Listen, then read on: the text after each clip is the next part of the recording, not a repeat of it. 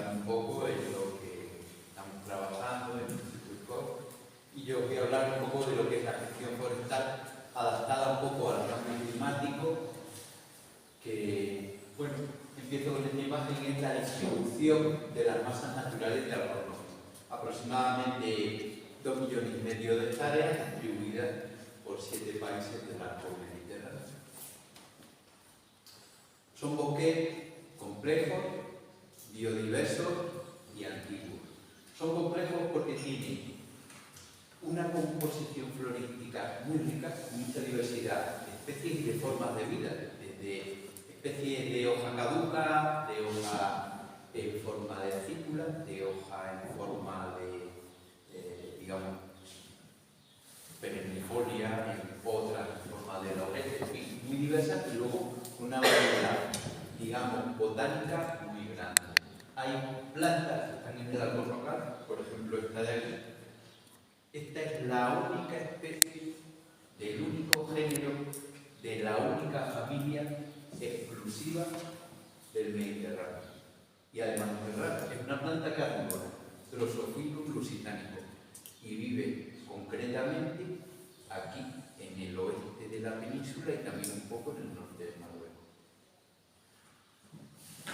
En cuanto a la fauna, también son muy ricas, especies emblemáticas de la fauna ibérica, y no solo ibérica, sino de la fauna mediterránea, como puede ser el lince, el buitre negro, el águila imperial, el ciervo de Berbería, el macaco de Gibraltar, viven en el ámbito de la costa. Son muy antiguos. En una escala temporal, los fósiles más antiguos que se han encontrado del Alcornoque se encontraron aproximadamente en este año, de 11 y 13 millones de años. Hace un montón de tiempo. En una escala temporal pasó todavía el área, buena parte del área de la era terciaria y del Pleistoceno. El hombre tardó mucho más en aparecer. En aquella época, el Alcornoque, digamos, se desarrollaba en un ámbito muy diferente al actual. Eran selvas terciarias con una diversidad de especies muy grande, con una mezcla de especies tropicales, subtropicales y especies, digamos, del área templada, muchas de las que todavía conviven con él. Muchas de esas han desaparecido, algunas para siempre, y otras han desaparecido de aquí, pero siguen viviendo en selvas de América Central y en otras en selvas del sureste asiático. En cuanto a fauna, también había una fauna muy diferente a la actual. Había grandes mamíferos y reptiles que han desaparecido hoy día. Había, por ejemplo, cocodrilos, había tortugas terrestres gigantescas, y todo eso pues, ha cambiado. ¿Por qué ha cambiado? Pues porque cambió mucho la configuración que tenía el ámbito donde se desarrollaba el Alcornoque, que en aquella época tenía esta configuración. Entre la península y África había una gran isla que estaba formada por las cordilleras béticas y por las cordilleras rifeñas. Y entonces pues había un ámbito, digamos, mucho más marítimo que permitía un clima mucho más húmedo y templado que el que tenemos. Luego hubo un cataclismo climático hace unos 5 millones de años. Vino un periodo en el que el Mediterráneo pues, se secó, quedó reducido a varios lagos salados. De tal forma que incluso algunas especies que vivían en el Sáhara emigraron hasta los Alpes y se encuentran fósiles de esas especies hoy día en los Alpes. Pero es que esa misma especie, que es una especie adaptada al desierto del Sáhara, la tenemos viva todavía en el entorno de Zaragoza, la Grapsenicodia ceratoi, una planta propia del desierto. Todavía hubo más eventos climáticos. A lo largo de que ha habido desde que tuvo su origen el Alcornoque, había unos 6 grados centígrados de media superiores a las temperaturas actuales. Fueron bajando paulatinamente y en el Pleistoceno, en la era cuaternaria, tuvieron lugar una serie de fluctuaciones muy bruscas, lo que llamamos las 4 glaciaciones que hubo en Europa antes de que luego el clima se estabilizase hasta hace unos 100 años, donde luego de 100 años a esta parte el clima está cambiando por culpa nuestra. Ese es un poco el aspecto que tenía en alguna de estas glaciaciones en Europa, con una buena parte del norte de Europa cubierta por hielos perpetuos. Incluso zonas montañosas como Sierra Nevada o Pirineos tenían también hielos, amplias zonas de hielos perpetuos. De hecho, bueno, hay una planta que hoy día solo está presente aquí, en Sierra Nevada y en Groenlandia, por una reminiscencia de aquella época. El papá de la peligrosidad, una macro de ella. Hoy día, en nuestro entorno, el Alcornocal vive en un clima mediterráneo típico, que es un clima bien regado en invierno y primavera y a veces otoño, pero con una sequía muy marcada en verano, justo cuando las temperaturas son más favorables para el desarrollo de los vegetales. Tenemos un periodo de sequía muy acentuado, que solo solventa el Alcornoque con unas cuantas estrategias, como el resto de plantas que viven aquí. Sin embargo, el Alcornoque, como viene de otros climas y ha sufrido unos avatares climáticos tan grandes, vive aquí en España en casi todos los climas que tenemos en la península. Tiene una distribución muy amplia, lo podemos encontrar en casi todas las comunidades autónomas, excepto quizá en Canarias. En una hipótesis sobre qué pasará en los próximos 100 años con el clima y con la distribución del Alcornoque, se hizo un estudio y el área óptima del Alcornocal iba reduciéndose de manera que hacia el año 2100 puede que el área óptima del Alcornoque se desplace hacia el norte y hacia la montaña. Pero eso todavía podemos, digamos, solventarlo con algo con ciertas estrategias. ¿En 2071 cuánto? Sí. Es decir, que en esa época ya no había Este es el periodo de 2071, de 2071 a 2100. ¿Por qué?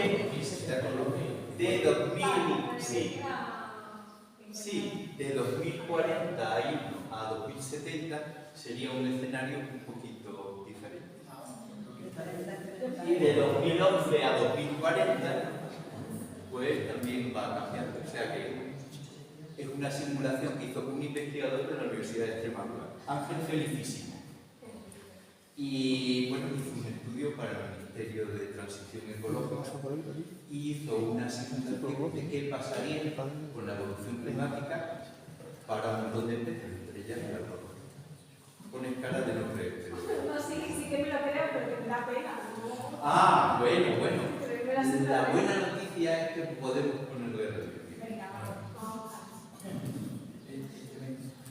Por un lado, sabemos que el Alcornoque es una especie que ha pasado por muchos avatares climáticos, entonces seguramente, aunque las zonas óptimas sean esas en el futuro, pero podrá seguir viviendo. Entre otras cosas, porque el Alcornoque modifica el microclima. Aquí tenemos una foto del norte de Túnez. Este es digamos, un parque nacional, Aindraza, y un poco más al sur hay zonas esteparias y todavía un poquito más al sur ya está el desierto del Sahara. Sin embargo, el Alcornoque sigue ahí, aguantando. ¿Por qué? Porque a su sombra la temperatura es unos cuantos de grados más baja en pleno verano, unos cuantos grados más alta en pleno invierno, y luego modifica, aporta mucha humedad que, digamos, modifica el microclima de su entorno. Y en ese microclima, los alcornoquitos pequeños, que son los más débiles, pueden seguir viviendo. Luego, por otro lado, tiene una característica que llamamos resiliencia. Una vez que un alcornoque se establece en un sitio, es muy difícil que se vaya de ahí. Lo podemos podar, lo podemos escorchar, lo podemos maltratar. Puede sufrir un incendio, pero él sigue viviendo ahí. Tiene varias características que lo hacen muy resiliente. Una es su sistema radical, que luego hablaré algo más de él. Otra característica es que es capaz de tirar la hoja. Cuando viene un verano muy seco y muy cálido, tira toda la hoja para evitar seguir transpirando, y la parte viva del árbol se concentra en el interior y sobre todo en la base del árbol. Tiene una célula que se llama limnotube, que tienen capacidad de, cuando vienen luego buenas condiciones, que hay que rebrotar y hacer que el árbol vuelva a la vida. Y luego tenemos el recurso de la regeneración artificial.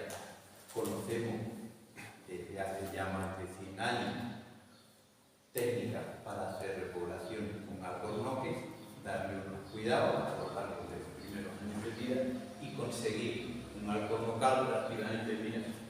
Esta zona de aquí es Manuel, los alrededores de Manuel, de la capital de Manuel. Una zona muy arenosa y con muy poca precipitación. Y con el recurso de la repoblación artificial consigue que en 10 años tener un alcornocal.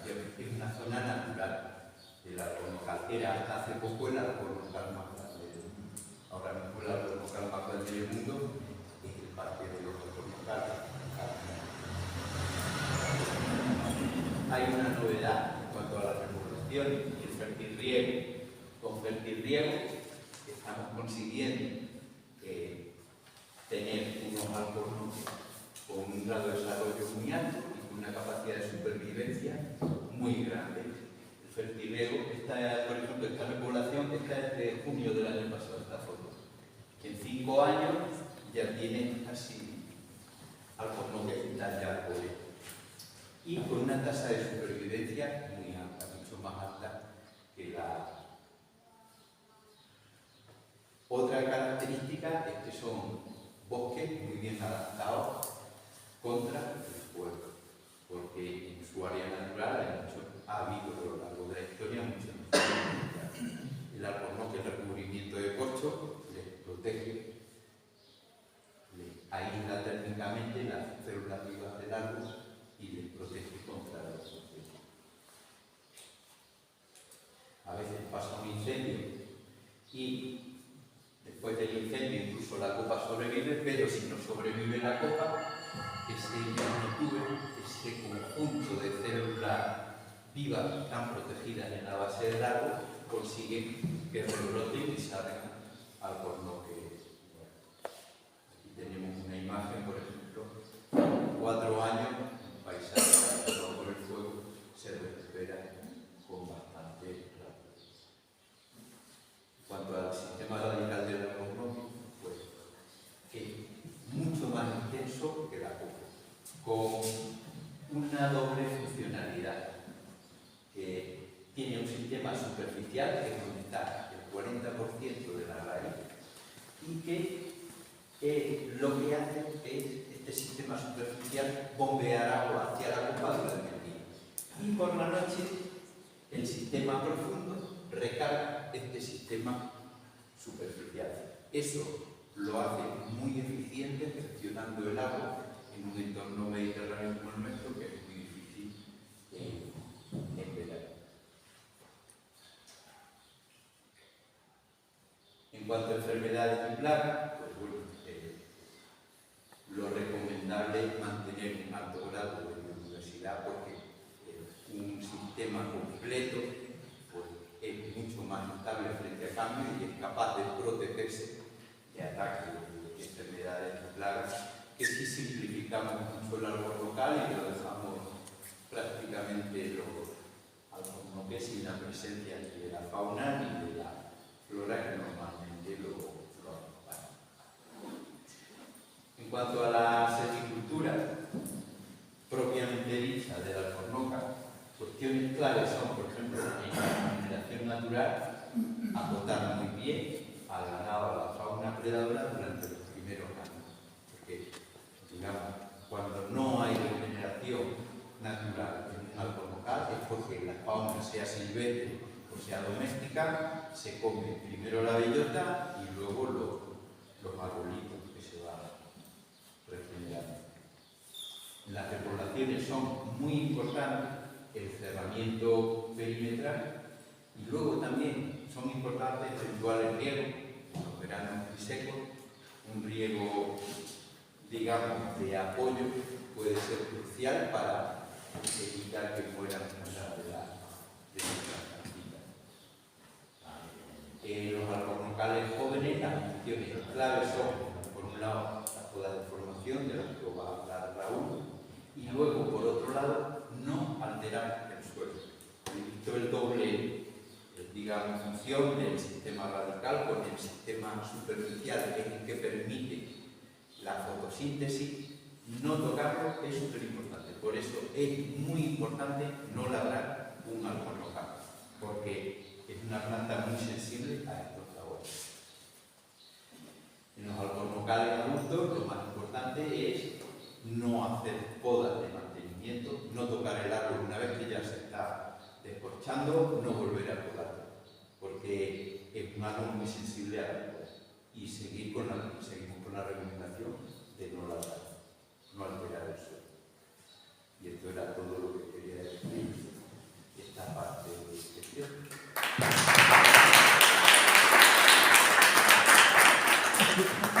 No es que me gusta el micrófono, porque me estoy quedando sin voz, así que me lo voy a hacer.